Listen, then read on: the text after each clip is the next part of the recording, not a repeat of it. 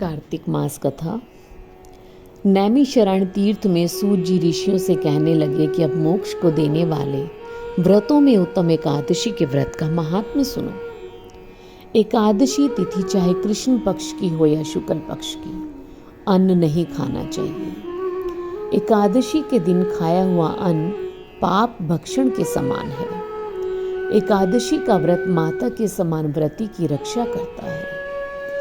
दशमी और द्वादशी को भी एक समय भोजन करना चाहिए। नारद जी कहते हैं, गंगा के समान तीर्थ नहीं, माता के समान गुरु नहीं, विष्णु के समान देव नहीं, अन्न न खाने के समान तप नहीं, और शांति के समान संसार में कोई सुख नहीं।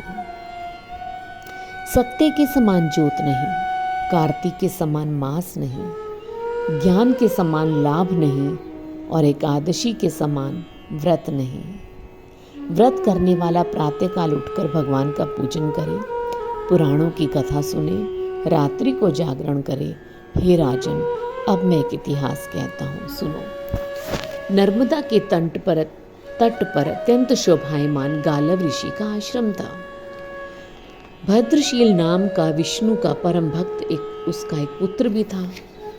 वह बालक अपनी साथियों के साथ भगवान की मूर्ति बनाकर पूजन करता, साथ ही उपदेश देता। भगवान का पूजन करे तथा एकादशी का व्रत भी रखें।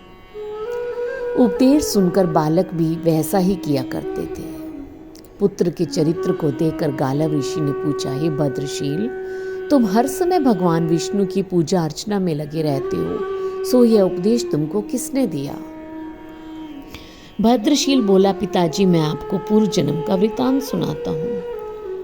पहले जन्म में मेरा जन्म चंद्रवंश में हुआ। उसमें मेरा नाम धर्म कीर्ति था। दत्तात्रेय जी से मैंने शिक्षा दीक्षा की। 1000 वर्ष तक राज्य किया। उस काल में मैंने धर्म और पुण्य के अनेक कार्य किए। दैववश बुरी संगति में फंसकर वेद मार्ग छोड़ दिया। दुराचरणों को देखकर प्रजा भी पाप करने लगी। धर्म के अनुसार प्रजा के पाप का 6वां भाग मुझको भी मिलने लगा। एक दिन शिकार खेलने के लिए वन गया।